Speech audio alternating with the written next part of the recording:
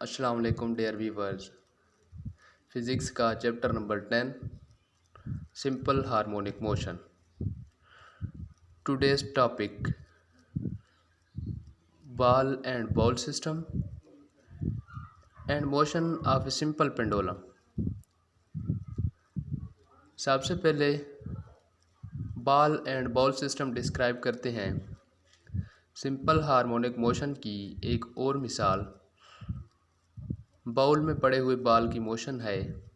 जब बॉल वस्ती पोजीशन यानी बाउल के सेंटर में पड़ा है तो इस पर अमल करने वाली नेट फोर्स 0 है। इस पोजीशन में बॉल का वज़न नीचे की तरफ है और बाउल की सतह के नॉर्मल रिएक्शन आर जो ऊपर की तरफ है के मसावी है, लिहाजा बॉल मोशन नहीं करता। अब अगर बॉल को पोजीशन ए पर लाकर छोड़ दिया जाए तो रीस्टोरिंग फोर्स की वजह से ये वस्ती पोजीशन ओ की तरफ मोशन करना शुरू कर देता है। जैसा कि शक्ल में दिखाया गया है, पोजीशन ओ पर बॉल की स्पीड ज़्यादा से ज़्यादा होती है और इनर्शिया की वजह से ये इंतहाई पोजीशन बी की तरफ मोशन करता है। इस दौरान रीस्टोरिंग फोर्स जो कि वस्ती पोजीशन की तरफ है की वजह से बॉल की स्पीड कम होती है। पोजीशन बी पर बॉल मुख्तसर वक्त के लिए ठहरता है और फिर रीस्टोरिंग फोर्स के ज़ेर असर वस्ती पोजीशन ओ की तरफ दोबारा मोशन करना शुरू कर देता है। बॉल वस्ती पोजीशन ओ के इर्द गिर्द अपनी इस मोशन को दोहराता है जब तक फ्रिक्शन की वजह से उसकी सारी एनर्जी ज़ाय नहीं हो जाती। लिहाजा बाउल के अंदर पड़े हुए बॉल की मोशन सिंपल हार्मोनिक मोशन की मिसाल है।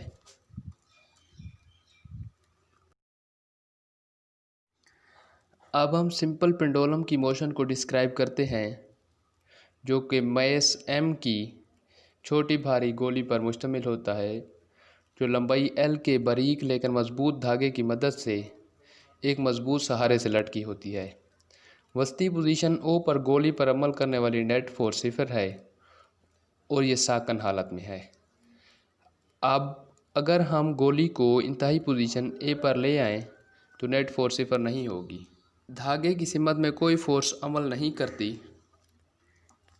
जैसा कि शक्ल में दिखाया गया है, धागे में टेंशन T वज़न W के कंपोनेंट mg cos थीटा को ज़ैल कर देता है, लिहाजा धागे की सिमत में गोली मोशन नहीं करती। वज़न का दूसरा कंपोनेंट mg sin थीटा वस्ती पोजीशन O की सिमत में है और रीस्टोरिंग फोर्स का किरदार अदा करता है। इस फोर्स की वजह से गोली वस्ती पोजीशन O की तरफ मोशन करना शुरू कर देती है। इनर्शिया की वजह से गोली पॉइंट O पर ठहरती नहीं बल्कि पॉइंट B की तरफ अपनी मोशन को जारी रखती है। इस दौरान रीस्टोरिंग फोर्स की वजह से गोली की वेलोसिटी बतदरीज कम होना शुरू हो जाती है और पॉइंट B पर पहुंचकर उसकी वेलोसिटी 0 हो जाती है। पॉइंट B पर मुख्तसर ठहराव के बाद restoring force mg sin theta की वजह से गोली दोबारा वस्ती पोजीशन O की तरफ मोशन करना शुरू कर देती है। लिहाजा गोली वस्ती पोजीशन O के इर्द गिर्द अपनी मोशन को दोहराती है।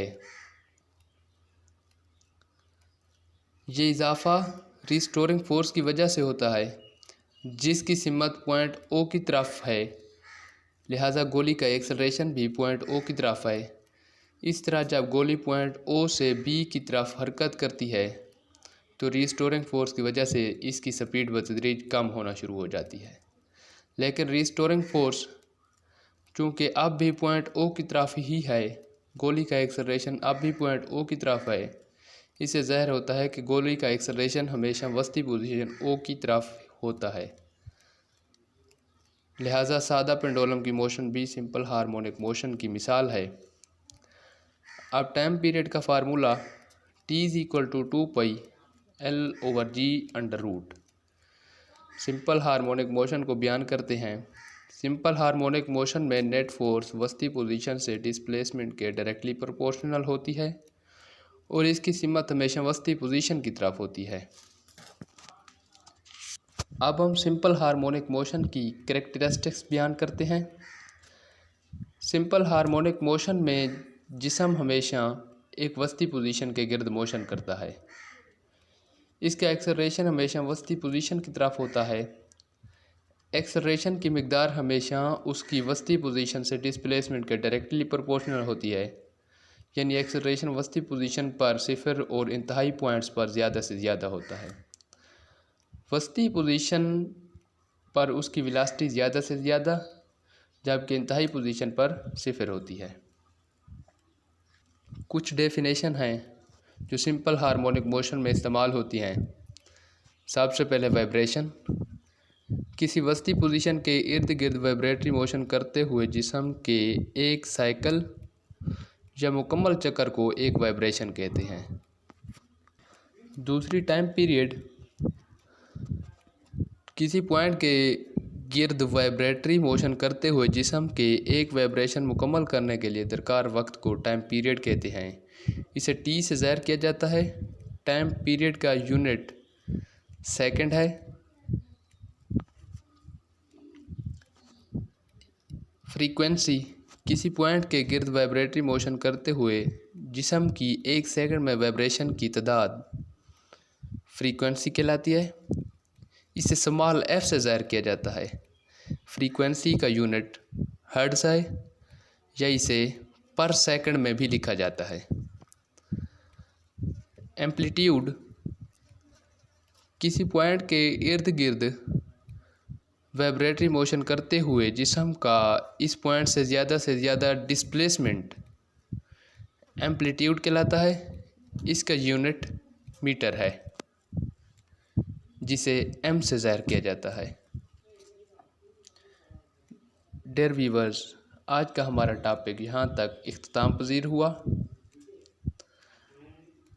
अगर आपने हमारे चैनल स्टूडेंट्स प्रो को सब्सक्राइब नहीं किया तो सब्सक्राइब कर लें और बेल आइकन को प्रेस कर लें ताकि हर नया टॉपिक आपको इजीली मिल सके। अल्लाह आपको अपनी हिफाजत में रखे। आमीन।